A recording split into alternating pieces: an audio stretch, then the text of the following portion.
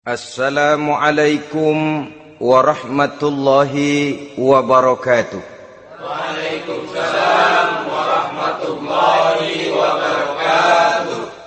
Bismillahirrahmanirrahim. Alhamdulillahi rabbil alamin. Wassalatu wassalamu ala ashrafil anbiya'i wal mursalin, Sayyidina wa maulana Muhammadin wa ala alihi wa ashabihil mujahidin at-tahirin, amma ba'du. Saudara-saudara kaum muslimin seiman dan sekeyakinan yang berbahagia, pada suatu hari seketika sedang berkumpul dengan para sahabat, Rasulullah pernah memberikan peringatan. Beliau bersabda, yushiku an tada'a alaikumul umamu kama tada'al akalatu ala qas'atiha. Pada suatu saat nanti akan datang di tengah-tengah kamu, wahai umat Islam, di mana orang-orang lain di sekeliling kamu akan bersatu mengerubungi kamu seperti bersatunya orang-orang mengerubungi makanan di atas meja hidangan. Akan datang satu saat nanti di mana kondisimu dikepung sedemikian rupa, yang barat mau menerkam, yang timur mau menghantam, yang selatan mau menginjak-injak, yang utara pun akan menjelajah. Kondisimu seperti makanan di atas meja hidangan. Sebagian sahabat merasa heran dan terkejut, lalu mereka bertanya, amin qillati nahnu yawma izin ya Rasulullah? Apakah jumlah kami pada waktu itu sedikit ya Rasul? Kami sampai dikepung sedemikian rupa? Beliau menjawab, bal antum yawma izin katsir. Sama sekali tidak. Kamu tidak sedikit pada saat itu. Bahkan jumlahmu sangat banyak. Kamu adalah mayoritas. Walakinnakum ghusa'un ka ghusa'is sail. Tetapi keadaanmu saat itu persis seperti buih di lautan. Banyak tetapi centang perenang. Banyak tetapi tidak punya daya dan kekuatan.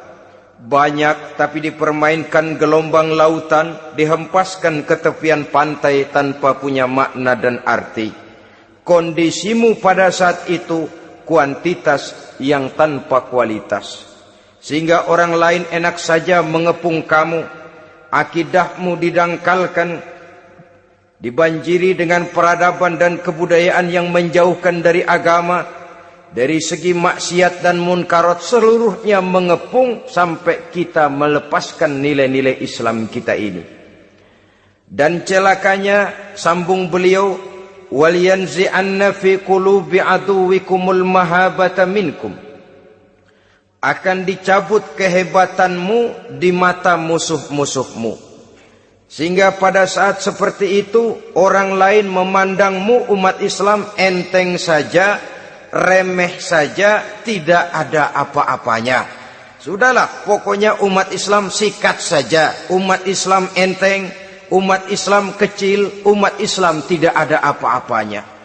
Alangkah ironinya, alangkah menyedihkannya, memilukan dan sekaligus memalukan. Umat yang mayoritas ini dipermainkan oleh yang minoritas. Umat yang jumlahnya terbesar, terbanyak, bahkan konon menurut catatan sampai 90%, tapi dipermainkan oleh mereka kelompok-kelompok kecil ini. Waliyakzifanna fi qulubikumul wahn. Pada saat itu di hatimu dicampakkanlah penyakit wahan. Sahabat kemudian bertanya, wa mal wahnu ya Rasulullah? Apakah penyakit wahan itu ya Rasul? Beliau menjawab, hubbud dunya wa karahiyatul maut. Penyakit wahan itu tidak lain hubbud dunya wa karahiyatul maut. Terlalu cinta kepada dunia dan terlalu takut kepada mati. materialistis dan takut resiko. Dua penyakit inilah yang menyebabkan walaupun umat ini mayoritas, tapi dipermainkan oleh yang minoritas. Walaupun dia golongan terbesar, tapi nasibnya seperti makanan di atas meja makan. Dari segala macam penjuru mau menghantam dia.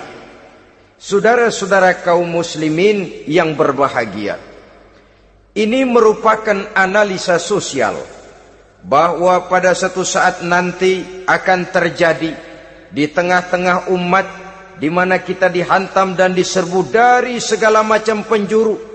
Akidah didangkalkan, peradaban dan kebudayaan dirusak, makanan dan minuman diracuni, pakaian ditelanjangi dan lain sebagainya, sampai kita melepaskan nilai Islam yang kita cintai ini. Kondisi sosial ini satu saat akan datang kepada kita. Demikian analisa dan peringatan dari Rasulullah sallallahu alaihi wasallam. Marilah sekarang kita melihat, adalah benar bahwa di zaman sekarang kita insya Allah tidak akan mengalami perang Badar sehebat yang pernah dialami oleh Rasul dan para sahabatnya.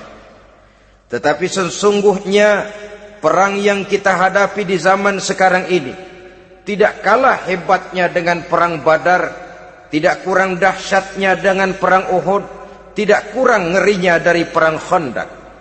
Hanya saja yang kita hadapi sekarang ini bukan ujung pedang, bukan ujung tombak, bukan ujung panah. Yang kita hadapi sekarang ini adalah perang akidah, perang ideologi, perang mempertahankan keyakinan. Yang kalau kita kalah sekarang, kita memang masih beragama. Tetapi anak kita, cucu kita, generasi yang akan hidup 5, 10, 20, 30 tahun yang akan datang, wallahu a'lam bissawab. Islam, saudara-saudaraku, tidak mungkin hilang dari dunia. Tetapi tidak mustahil Islam gulung tikar dari desa kita. Tidak mustahil Islam gulung tikar dari kampung dan kota kita, jikalau kita tidak menjaganya, jikalau kita tidak memeliharanya, bahkan jikalau kita tidak mewariskannya kepada anak-anak kita, generasi yang akan datang. Marilah kita mengingat sejenak bagaimana Islam di Spanyol yang pernah jaya, pernah mewarnai daratan Eropa, dan yang sekarang hanya sekedar tinggal ceritanya saja. Ini pernah diperingatkan oleh Rasul dalam satu hadis, sayati ala ummati zamanun la yabqal Islam illa ismun wala minal Qur'an illa rasmun. Akan datang satu masa di tengah umatku di mana pada masa itu Islam ada tapi hanya tinggal sekedar namanya saja, dan Quran pun ada tapi cuma sekedar tinggal tulisannya saja. Apabila kita tidak mewariskan ini kepada generasi yang akan datang, maka serbuan-serbuan dari berbagai macam penjuru dari hari ke hari semakin kita rasakan kehebatannya. Tidak mustahil sejarah Spanyol akan terjadi di desa kita, akan terjadi di kampung kita, akan terjadi di kota kita. Orang Spanyol, kalau mereka cerita kepada anaknya, mereka akan cerita, nak, di sini dulu ada masjid. Kapan, Pak? Dulu bener dah. Banyak orang Islam kalau hari Jumat pada sembahyang, kapan itu, Pak? Dulu sekali. Sekarang cuma sekedar tinggal ceritanya saja.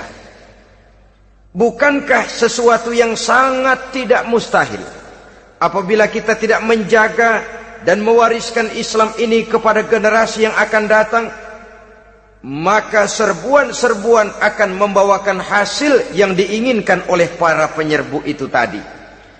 Kita sudah menjadi umat yang mayoritas, tetapi umat yang mayoritas ini menurut Rasul dikepung sedemikian rupa, akidahnya didangkalkan, peradaban dan kebudayaannya ditekan sedemikian rupa, kehidupan sosialnya dibuat individualis. Kemudian dari segi pergaulan, pakaian, makanan, minuman dan sebagainya diracuni sampai dia tidak lagi berpegang teguh kepada agamanya. Dan dikala itu hilang kehebatan umat ini di mata musuh-musuhnya. Orang lain memandang kita ringan saja, enteng saja, satu umat yang sudah kehilangan wibawa. Padahal konon kabarnya kita mayoritas, tapi enak saja dikutak-kutik orang lain. Dan dikala itu di hati kita merajalela penyakit uahan.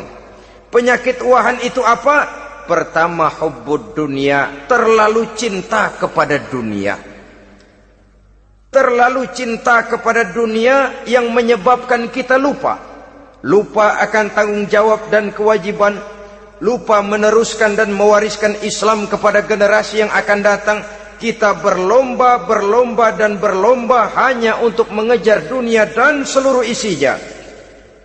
Baik dia bernama material, baik dia bernama seksual, baik dia bernama pangkat, jabatan dan kedudukan, berlomba-lomba kita di dalamnya. Sampai tercampaklah penyakit hubbud dunia di dalam hati ini. Berurat dan berakar dunia itu, sulit dan berat kita berpisah daripadanya. Akibatnya kemauan untuk berbuat demi dan atas nama agama sangat sulit terwujud di dalam kehidupan ini.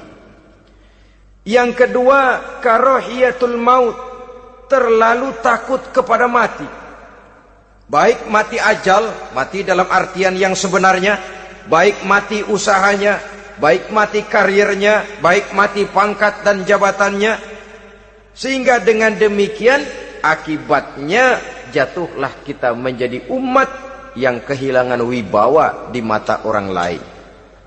Saudara-saudara kaum muslimin rahimakumullah, saya katakan tadi, perang yang kita hadapi di zaman sekarang adalah perang akidah. Perang menghadapi peradaban dan kebudayaan yang menghancurkan moral daripada anak-anak kita. Perang menghadapi banjirnya maksiat dan munkarat. Yang di tengah-tengah itu, di samping berkewajiban menjaga diri dan keluarga, kita pun juga berkewajiban menjaga anak-anak kita, generasi yang akan datang. Mengarahkan dan mendidik mereka sesuai dengan yang dikehendaki oleh Allah Subhanahu wa ta'ala. Oleh sebab itu, pada pertemuan kali ini yang akan saya bicarakan ialah bagaimana idealnya seorang muslim lebih dahulu memberikan pendidikan kepada anak-anaknya. Di tengah satu situasi dan kondisi di mana serbuan datang silih berganti melanda dan menghantam umat Islam, kemana anak-anak kita ini harus kita arahkan? Karena kita orang tua mempunyai tanggung jawab. Anak adalah amanah. Menyia-nyiakan amanah adalah dosa. Dan dosa itu merupakan satu dosa yang besar. Bahkan orang tua bisa saja masuk neraka kalau tidak bertanggung jawab tentang anak-anaknya. Satu riwayat menjelaskan ada orang soleh, ngajinya cukup, sholatnya cukup, puasanya cukup, zakatnya cukup, di mana ada majelis taklim hadir, baca Quran hobi, fitnah orang tidak pernah. Di akhirat setelah disidang dia ternyata lebih banyak kebaikannya daripada kejahatannya, maka dia pun diperintahkan dan dipersilahkan masuk ke dalam surga. Giliran anaknya disidang, biang okem nih anak. Ditanya, siapa Tuhanmu? Tidak tahu. Siapa nabimu? Tenyaho. Apa kitabmu? Ora gelem. Kamu pernah sholat? Tidak. Zakat? Tidak. Puasa? Tidak. Judi? Hobi. Zina? Tiap malam. Mabuk? Berat. Wah, brengsek kamu. Kebaikan tidak ada barang sedikit pun, sementara kesalahan dan dosa berlipat ganda. Kamu neraka. Anak ini protes. Benar, saya tidak kenal siapa Tuhan saya. Saya tidak tahu siapa nabi saya. Saya tidak tahu kitab suci dan kiblat saya. Saya tidak sholat, tidak zakat, tidak puasa. Tiap malam saya judi, saya zina, saya mabuk. Tapi saya kerjakan semua itu karena saya tidak tahu dan orang tua saya tidak pernah memberitahu saya. Dia enak-enakan hadir di majelis taklim, saya nyekek botol, didiemin saja. Dia enak-enakan baca Quran, saya zina, didiamkan saja. Saya bukan tidak mau, orang tua saya sama sekali tidak pernah mendidik saya. Dia mau benar sendiri. Maka kalau sekarang saya harus masuk ke dalam neraka, saya menuntut agar orang tua saya ikut sama-sama bergabung dengan saya ke dalam neraka. Gara-gara dia tuh saya jadi begini. Orang tuamu yang mana? Tuh, yang barusan mau ke surga. Ini orang tua yang sudah mau berangkat ke surga dipanggil. Sebentar dulu, Mas. Ini benar anak kamu? Iya, Pak. Waktu di dunia kamu tidak pernah ajarin dia ngaji? Sampai dia tidak kenal Tuhannya, tidak kenal nabinya, tidak kenal kiblat dan kitab sucinya? Iya, Pak. Dia tidak sholat, kamu diamkan saja. Dia tidak puasa, tidak zakat, kamu bersikap masa bodoh. Bahkan dia judi, dia zina, dia mabuk, kamu pun berdiam diri saja. Iya, Pak. Tahukah kamu bahwa anak ini adalah amanah? Menyia-nyiakan amanah artinya khianat, dan khianat adalah dosa yang sangat besar. Kamu tidak bertanggung jawab, maka kamu, anakmu gabung ke dalam neraka. Saudara-saudara kaum muslimin rahimakumullah, itu sebabnya Allah pesan benar-benar, ya ayyuhalladzina amanu qu anfusakum wa ahlikum nara. Hai orang-orang yang beriman, jaga dirimu dan keluargamu, istri, anak, orang-orang yang menjadi tanggung jawab dan kewajiban kita, jaga dan pelihara mereka dari api neraka. Saudara-saudara kaum muslimin, lalu kalau kita orang-orang tua yang hidup di zaman sekarang ini sudah sering beristighfar, mengurut dada, melihat situasi, membaca peta keadaan, konon tantangan yang akan dihadapi oleh anak-anak kita 15, 20, 25 tahun yang akan datang jauh lebih berat dari apa yang kita hadapi sekarang ini. Maka adalah wajar jika kita sebagai orang tua yang cinta kepada agama, cinta kepada anak-anak kita, berpikir untuk mewariskan nilai-nilai yang luhur ini kepada anak-anak kita generasi yang akan datang. Bagaimana pada mulanya kita harus mendidik mereka? Mari kita telusuri apa yang dicontohkan oleh Al-Quranul Karim. Orang-orang tua bijaksana yang diceritakan dalam Al-Quran, kalau sudah berpikir tentang anak-anaknya generasi yang akan datang, pendidikan pertama yang diberikan kepada anaknya ternyata adalah persoalan akidah. Nabi Ibrahim, pertanyaan yang paling merisaukan beliau buat anak cucunya ialah, ma ta'buduna min ba'di. Saudara bisa lihat surah Al-Baqarah ayat 133. Anak-anakku, kalau pada satu saat nanti aku, ayahmu ini sudah tidak ada lagi, meninggalkan kamu semua, meninggalkan kehidupan dunia ini, ma ta'buduna min ba'di, apa yang akan kamu sembah nak kalau ayah sudah tidak ada lagi? Jikalau ayahmu sekarang masih rajin ke masjid, melakukan rukuk dan sujud, i'tikaf dan membaca Quran, kalau satu saat ayahmu meninggalkan dunia ini, masihkah engkau mau ke dalam masjid? Masihkah engkau rukuk dan sujud? Masihkah engkau i'tikaf? Ma ta'buduna min ba'di, apa yang akan kamu sembah kalau aku ayahmu tidak ada lagi nak? Ditanamkan bukan hanya keyakinan bertauhid, sekaligus juga menyembah kepada Allah yang kita yakinkan dengan tauhid itu tadi. Bukankah berbeda dengan kita kebanyakan orang tua sekarang? Kita tidak pernah berpikir ma ta'buduna min ba'di.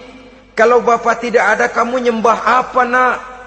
Kita orang tua sekarang pagi-pagi malah berpikir ma ta'kuluna min ba'di. Kalau bapak enggak ada, kamu nanti makan apa nak? Bukan nyembah apa yang kita pertanyakan, bukan nyembah apa yang kita khawatirkan, makan apa nak? Maka yang dicari lalu sekolah-sekolah yang bonafit, yang tidak peduli apakah itu merusak imannya, mematikan akidahnya, menghancurkan keyakinannya. Yang penting ada jaminan hari depan bisa dapat lapangan kerja. Akibatnya berduyun-duyun orang-orang tua muslim menyekolahkan anaknya di sekolah-sekolah yang bukan Islam, yang nyata-nyata membahayakan akidahnya. Dididik dengan kultur dan budaya yang bertentangan dengan nilai-nilai agamanya. Bukankah ini berarti merelakan anak untuk dikafirkan? Bukankah ini artinya menyerahkan anak untuk ditulis menurut selera para pendidik yang tidak sesuai dengan nilai akidah yang dimilikinya?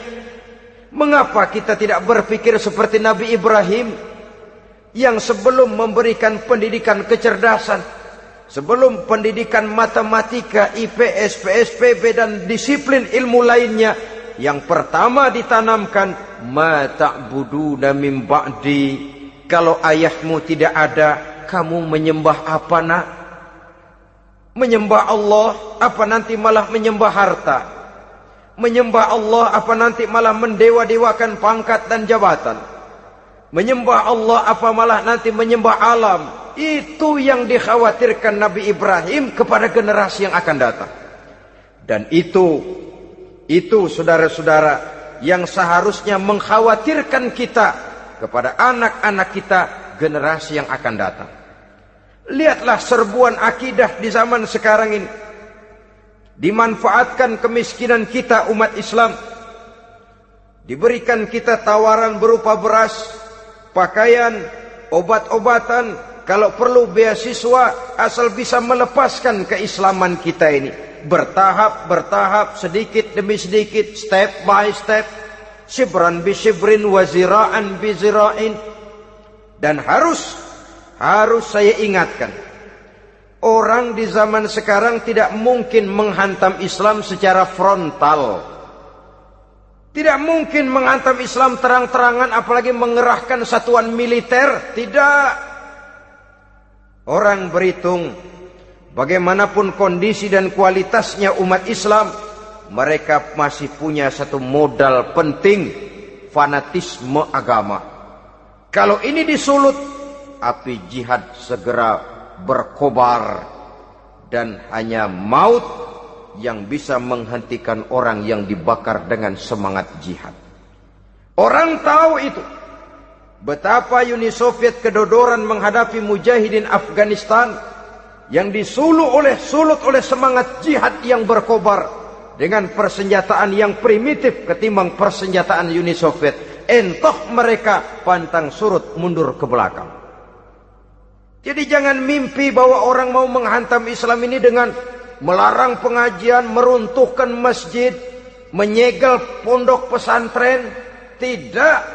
Melarang orang sholat. Tidak. Kalau perlu masjid diperbanyak, musola diperbesar.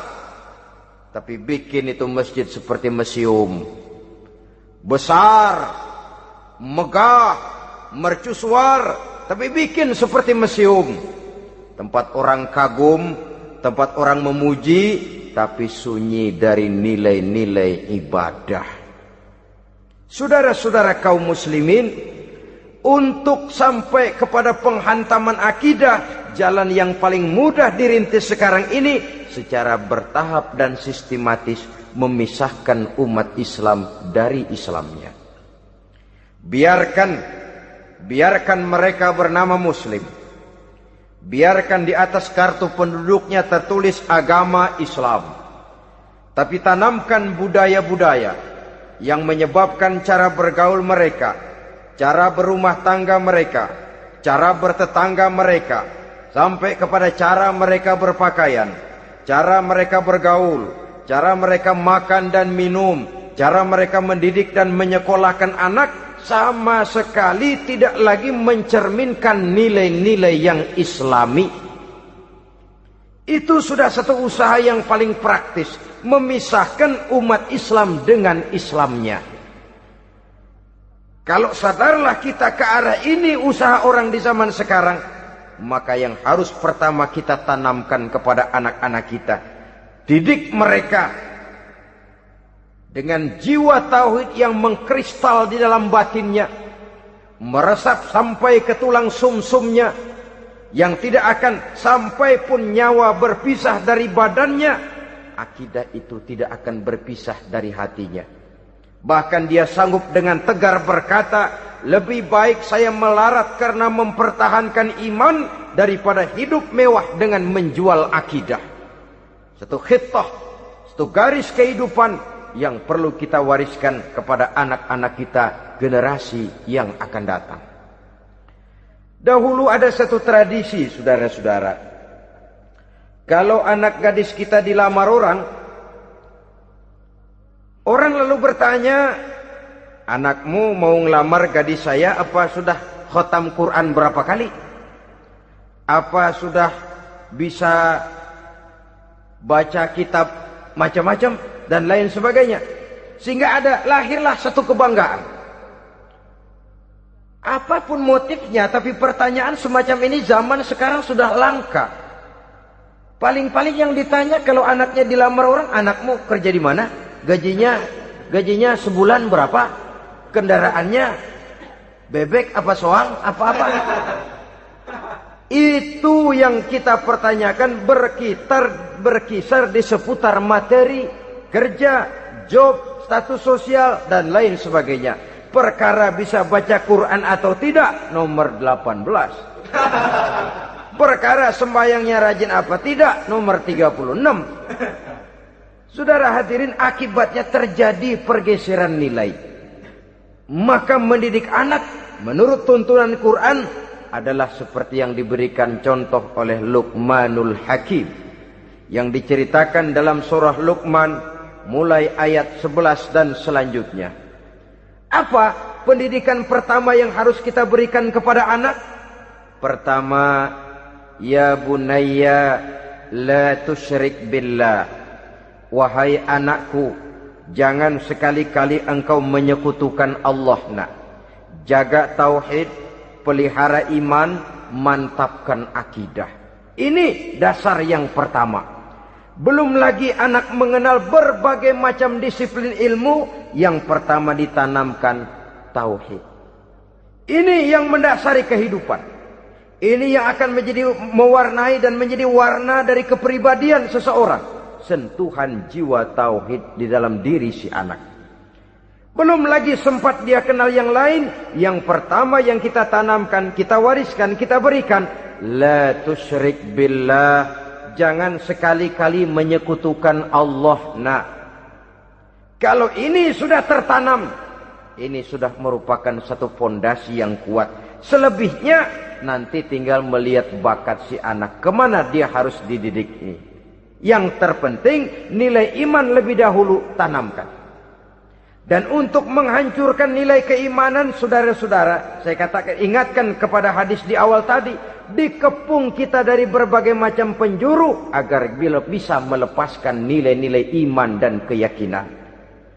Proses pendangkalan akidah, ditanamkan keraguan kepada agama, ditanamkan rasa malu beragama, sholat malu, baca Quran malu, berangkat ke masjid malu, pakai jilbab malu. Ditanamkan rasa malu beragama, sehingga bertahap sedikit demi sedikit kita mulai berpisah dengan kehidupan beragama.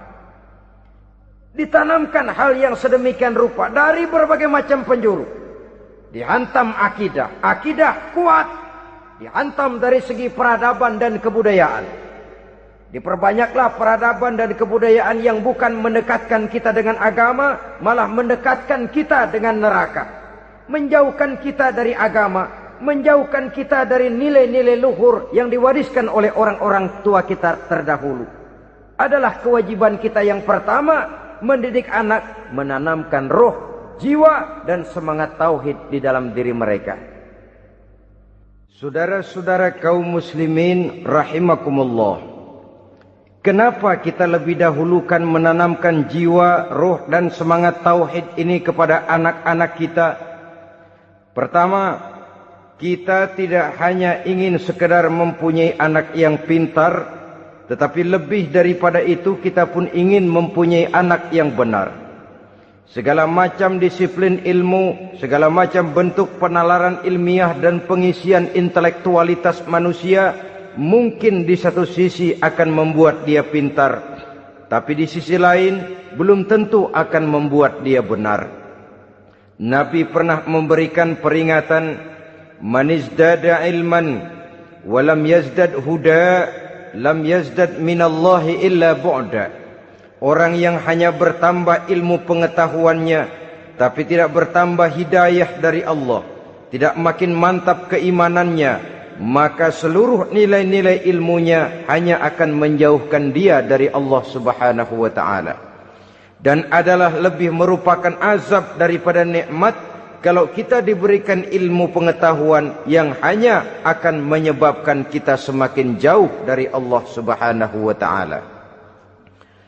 Yang kedua, sesungguhnya roh, jiwa dan semangat tauhid yang melekat dalam diri anak pada puncaknya akan melahirkan satu disiplin murni yang tumbuh dari dalam dirinya sendiri, di mana si anak dalam kehidupannya merasakan dimanapun dia berada, kemanapun dia pergi, ia selalu merasakan kehadiran Allah dekat dalam hidupnya.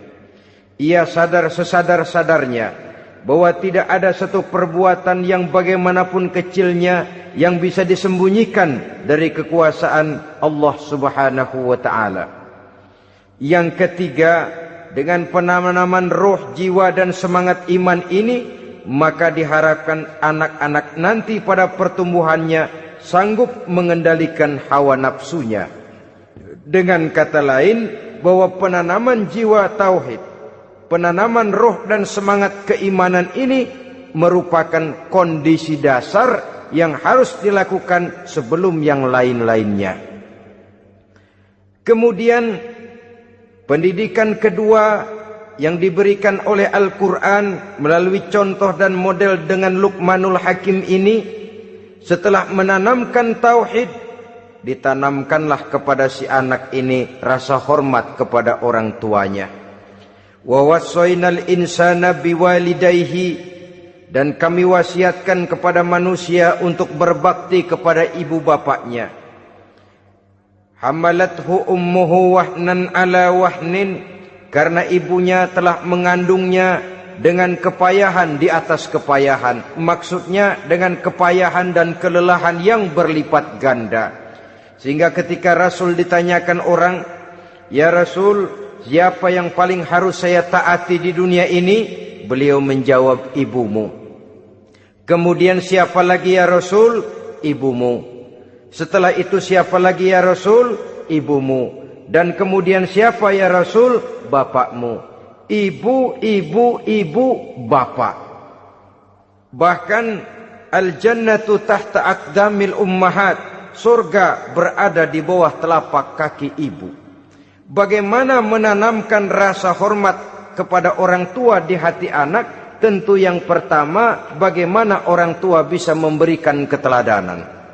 Marilah kita sebagai orang-orang tua ini menyadari bahwa sebelum anak kenal sekolah dasar, sebelum anak kenal TK, ibtidaiyah, sanawiyah sampai kepada perguruan tingginya, yang pertama dia kenal adalah lingkungan rumah tangganya, gurunya adalah ibu bapaknya.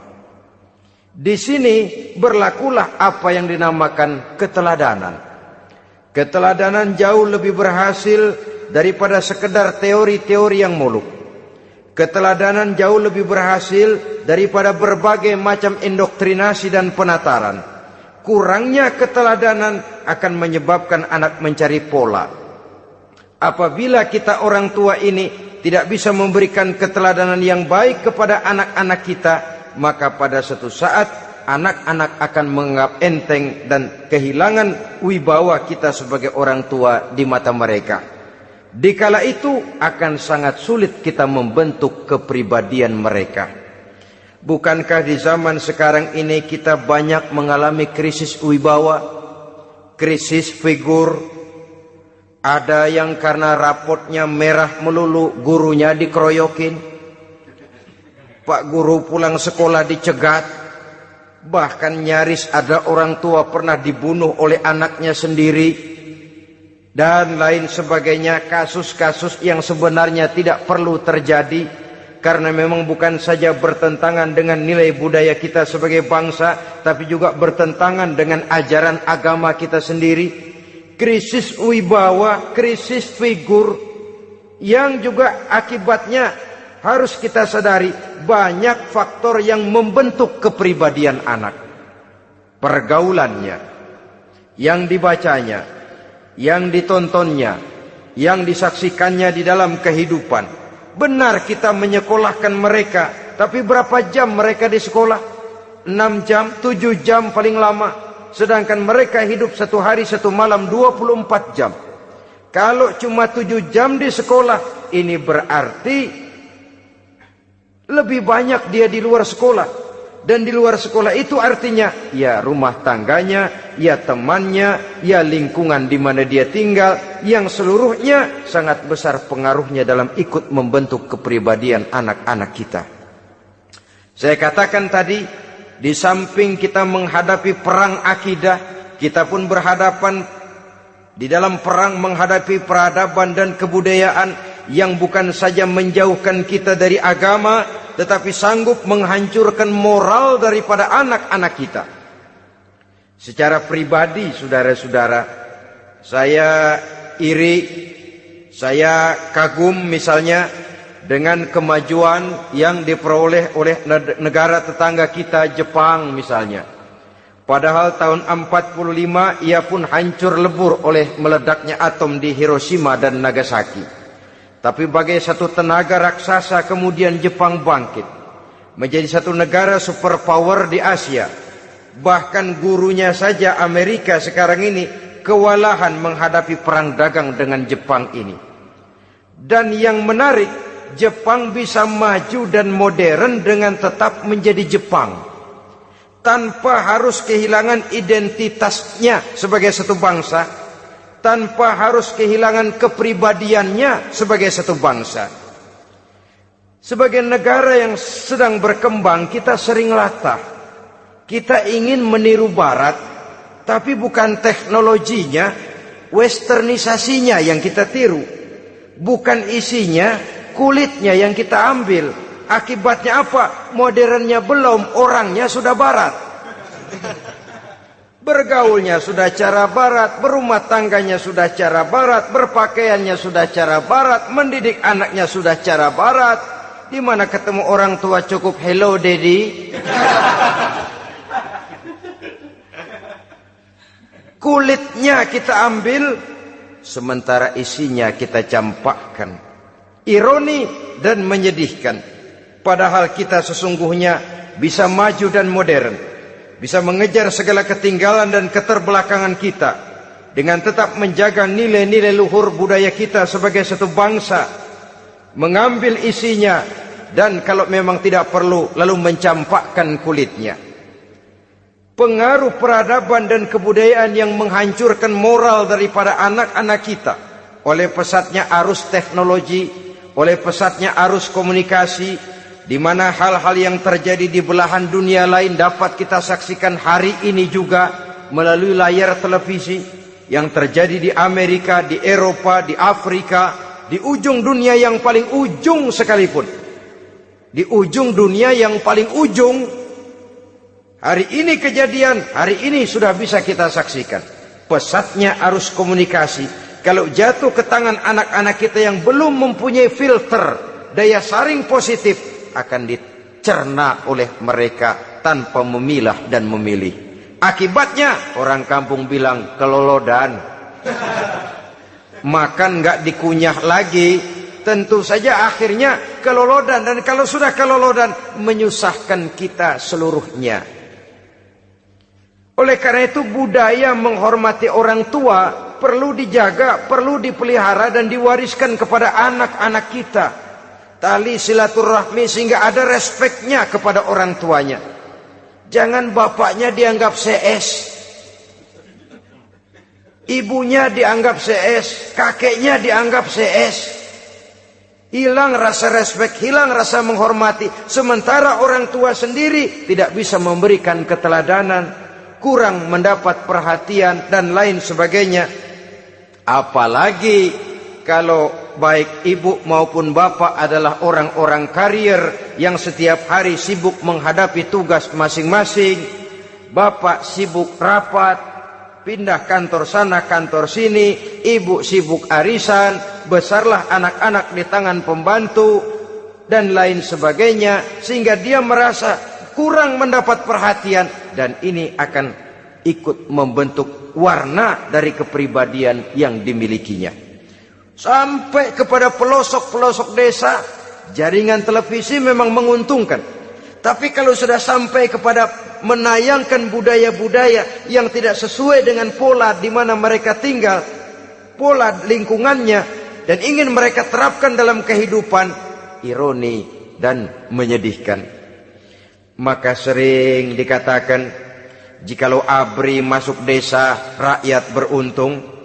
Jikalau listrik masuk desa, rumah jadi terang. Jikalau koran masuk desa, rakyat jadi cerdas. Jikalau hakim masuk desa, rakyat lalu sadar hukum.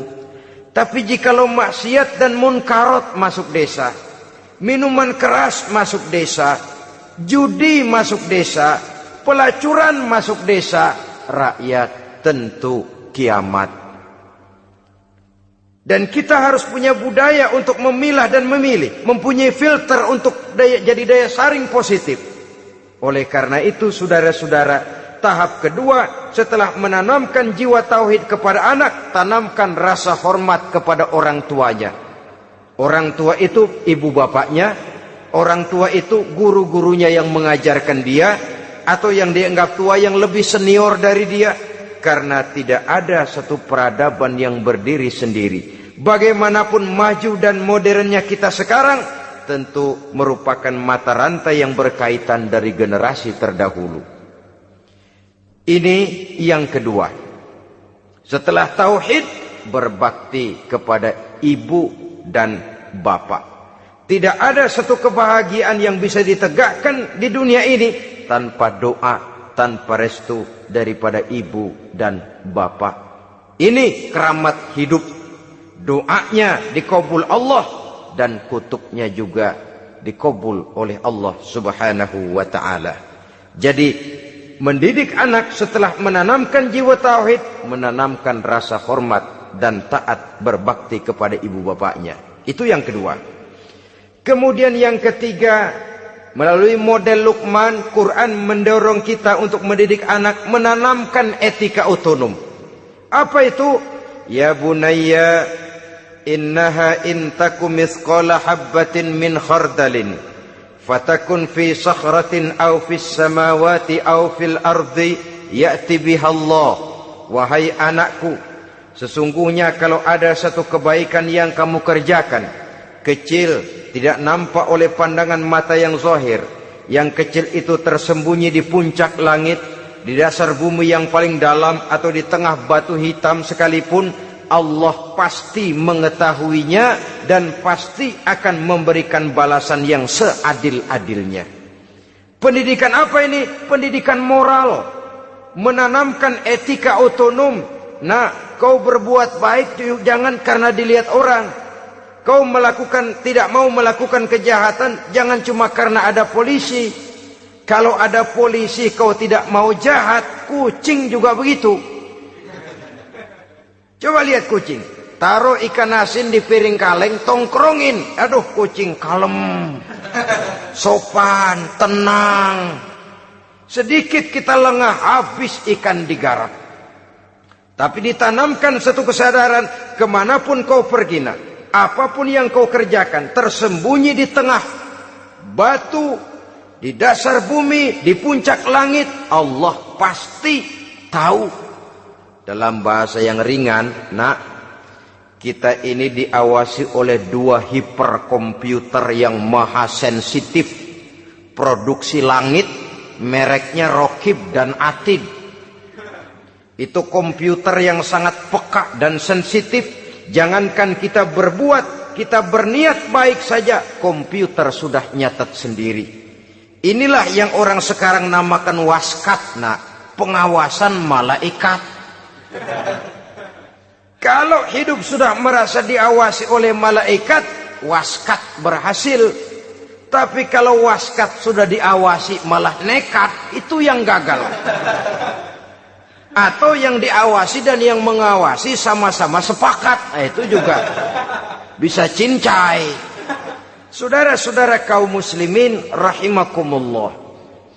Waskat dalam pengertian kita muslim, bagaimana hidup ini merasakan diawasi oleh malaikat. Intelektualitas yang tinggi sekalipun, IQ yang nilainya plus sekalipun, disiplin ilmu yang bagaimanapun banyak yang memenuhi benak kita, tanpa diiringi oleh etika otonom, orang sering mencari celah dan kesempatan. Mencari celah dan kesempatan. Tapi kalau sudah merasa, kemanapun saya pergi, dimanapun saya berada, kebaikan bagaimanapun sekecilnya saya lakukan, toh Allah pasti akan memberikan balasan. In khairan fa khairun, wa in syarran fa syarrun. Jikalau baik, baik balasan yang kita terima. Jikalau jahat, jahat kejahatan yang kita terima. Kalau sudah ke arah ini kita berpikir, maka sesungguhnya kalau kita berbuat baik kepada orang lain, hakikatnya kita sudah berbuat baik kepada diri kita sendiri. Lalu tidak ada merasa rugi berbuat baik kepada orang. Karena manakala dia melakukan kebaikan kepada orang lain, artinya dia sudah berbuat baik untuk dirinya sendiri. Jadi setelah tauhid, kemudian berbakti kepada ibu bapak, yang ketiga baru pendidikan tentang akhlak, tentang moral. Pola ini yang sering terlupakan oleh kita, bahwa bagi kita itu pendidikan tidak lain upaya mencerdaskan otak anak. Jangan sampai sebab ini kelihatannya pembangunan makin maju, persaingan hidup makin tajam, tensi ekonomi semakin tinggi, sementara jumlah tenaga kerja dengan lapangan kerja yang tersedia jauh dari mencukupi. Jikalau tidak membekali anak dengan pendidikan yang menunjang lapangan pekerjaan, orang tua khawatir, takut sekali anaknya jadi gelandangan.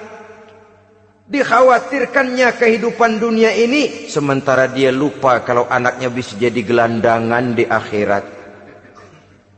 Padahal selama-lamanya gelandangan di dunia, paling seumur manusia itu 60 tahun, 70 tahun lah umur orang sekarang. 70 itu sudah luar biasa itu. Tapi kalau harus menggelandang di akhirat, menjadi gelandangan di akhirat, alangkah menyedihkannya. Apakah akan kita korbankan satu kehidupan yang langgeng, abadi, cuma karena tertipu oleh fata morgana dan kamuflase? Kita korbankan yang sedikit, kita korbankan yang besar karena kita memilih yang sedikit. Dalam bahasa Al-Quran memang pernah diceritakan hidup ini hakikatnya perlombaan, saudara-saudara. Perlombaan. Dan di dalam perlombaan itu ada yang menang, ada yang kalah. Al-Quran lalu memberikan peringatan, Alhaakumut takatsur, kamu telah lalai karena berlomba-lomba memperbanyak harta, mempertinggi pangkat dan kedudukan, hatta zurtumul maqabir, sampai kamu akan masuk ke liang kubur baru sadar. Apalagi kalau nafas sudah sampai di tenggorokan.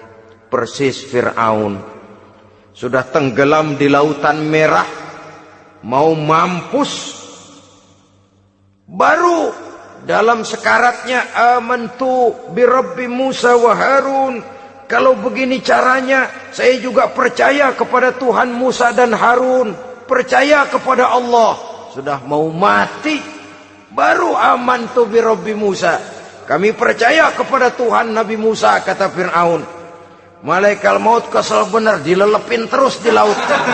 Mampus tuh sekalian.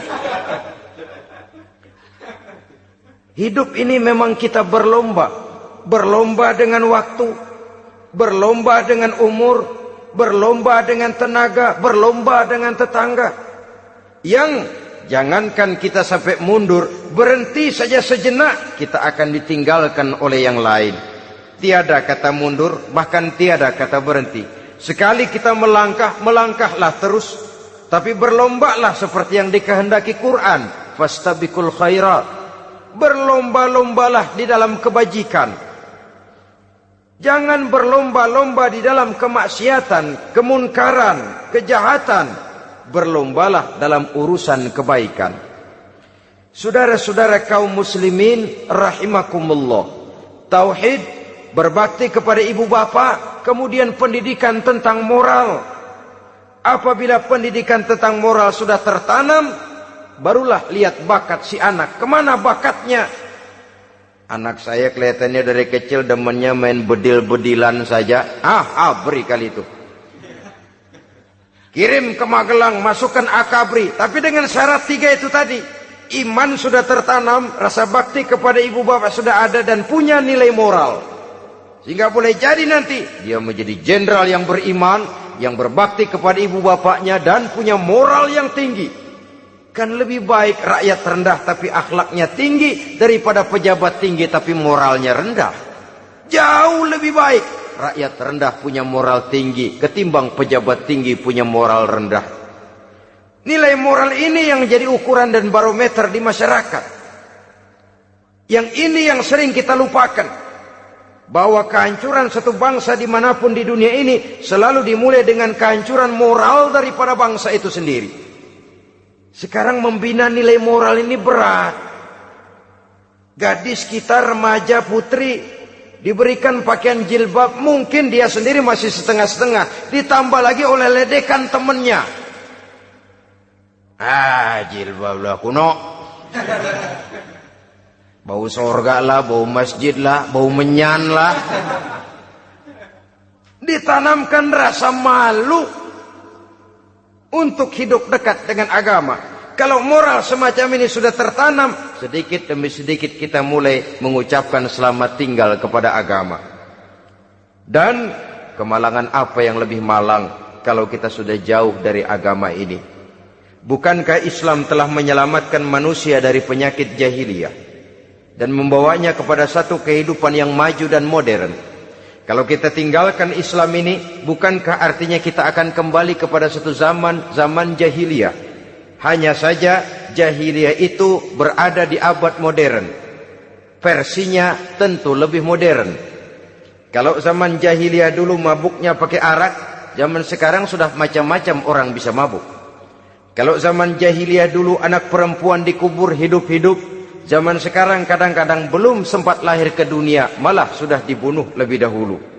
Versinya saja yang berbeda. Kalau di zaman jahiliyah dahulu manusia menyembah batu yang bernama Latta, Uzza, Manat dan Hubal. Di zaman jahiliyah modern sekarang ini, orang sering menyembah kepala bagiannya, sering menyembah atasannya, sering menyembah komputer, sering menyembah teknologi modern yang lebih diyakininya daripada Allah sebagai keyakinan sentral di dalam hidupnya. Saudara-saudara kaum muslimin rahimakumullah. Jadi yang ketiga, nilai moral yang ditanamkan kepada anak-anak kita supaya dia bisa menghadapi tantangan-tantangan hidup yang semakin berat ini dengan tetap berpegang teguh kepada nilai-nilai moral yang diwarnai oleh jiwa keimanannya yang bersumber dari ajaran agamanya. 3. Kemudian yang keempat, barulah tatanan kehidupan sehari-hari. Apa kata Luqman? Ya bunayya aqimis shalah. Setelah bertauhid, berbakti kepada ibu bapa, punya nilai moral. Ya bunayya aqimis shalah. Nak, dirikan solat. Rumah tangga muslim. Anak berumur 7 tahun sudah berani meninggalkan solat. Kata Nabi, pukul. Bukan untuk menyakiti, untuk mendidik. Karena sayang kepada anak. Saudara-saudara, kita khawatir betul kepada anak. Kalau dia pulang dari sekolah, buru-buru kita sebagai orang tua bertanya, sudah makan nak? Sudah istirahat nak? Tapi jarang kita sebagai orang tua melontarkan, sudah sholat nak? Bahkan kita bisa memberikan sugesti kepada anak. Nah, kalau kau naik kelas 1 sampai naik ke kelas 2, bapak beliin sepeda. Tamat SD nak, motor. Tamat SMP nak, ke Bali kita. Tamat SMA nak, Singapura. Saudara-saudara, tapi kalau untuk urusan sholat misalnya, kita tidak pernah memberikan sugesti kepada anak-anak kita. Nah, kalau kau hafal Fatihah lengkap dengan artinya, bapak beliin sepatu. Nah, kalau kau bisa sholat dengan baik, cukup syarat rukunnya, bapak beliin sepeda. Ada rangsangan, ada sugesti yang membuat anak lebih tergerak untuk hidup dalam suasana keagamaan. Ya bunayya aqimis sholat, nak dirikan sholat. Sebab ini sandaran vertikal yang paling langsung antara manusia dengan Tuhannya. Menyadari bahwa sepanjang yang bisa dilakukan oleh manusia hanyalah berusaha, dan kepastian sepenuhnya ada di tangan Allah. Dengan sholat kepribadianmu diperteguh, dengan sholat sandaran vertikalmu kepada Allah diperkuat. Dan pada waktunya nanti Al-Quran memberikan bimbingan, hendaklah minta tolong kepada Allah dengan sabar dan tetap mendirikan sholat. Ya bunayya aqimis sholat. Setelah itu, wa'mur bil ma'rufi wanha 'anil munkar. Tegaklah membina yang ma'ruf, tegaklah mencegah yang munkar. Ini sikap hidup sudah. Sholat tadi tugas hidup. Lalu sikap hidup tampil di tengah masyarakat, membina yang ma'ruf, mencegah yang munkar sesuai dengan kesanggupan masing-masing. Bukankah setiap kita kepingin punya anak yang bermanfaat, setidaknya bagi keluarganya, syukur kalau bisa bagi lingkungannya, bagi masyarakat, bangsa dan negaranya. Dan satu di antara tanda orang yang bermanfaat, kalau dia bisa hidup menjadi penganjur yang ma'ruf dan pencegah yang munkar. Dan itu kalau tidak ada hidayah, sulit orang mau melaksanakan itu. Sebab apa? Ada kecenderungan belakangan ini di mana agama dianggap urusan pribadi. Sehingga orang lalu sering bilang, jangan bawa-bawa agama dah, itu kan bukan urusan agama. Ini sudah ciri berpikirnya sekuler. Jangan bawa-bawa agama. Agama urusan pribadi, artinya orang mau sholat mau enggak, jangan bilang apa-apa dah. Urusan dia sendirian. Dia mau puasa dia enggak, merdeka saja, urusan pribadi. Agama bukan persoalan pribadi. Apalagi jika sudah menyangkut amar ma'ruf dan nahi munkar. Siap menegakkan yang baik, mencegah yang munkar, untuk tegaknya satu masyarakat yang diwarnai oleh kebaikan dan terhindar dari segala macam kejahatan. Dan terus ayat-ayat selanjutnya mencerminkan sikap hidup. Namun yang intinya, cara mendidik anak yang baik, yang dicontohkan oleh Al-Quran dengan Luqmanul Hakim sebagai model. Pertama, tanamkan tauhid. Yang kedua, tanamkan rasa hormat dan berbakti kepada ibu bapaknya.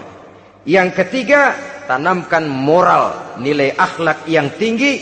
Setelah itu yang keempat, biasakan hidup dalam suasana keagamaan. Kontrollah sholatnya, kontrollah baca Qur'annya, kontrollah puasanya di bulan Ramadan. Ajaklah anak-anak sholat berjamaah, sehingga dengan demikian dia terbiasa oleh satu suasana yang mendekatkan dia dengan nilai agamanya.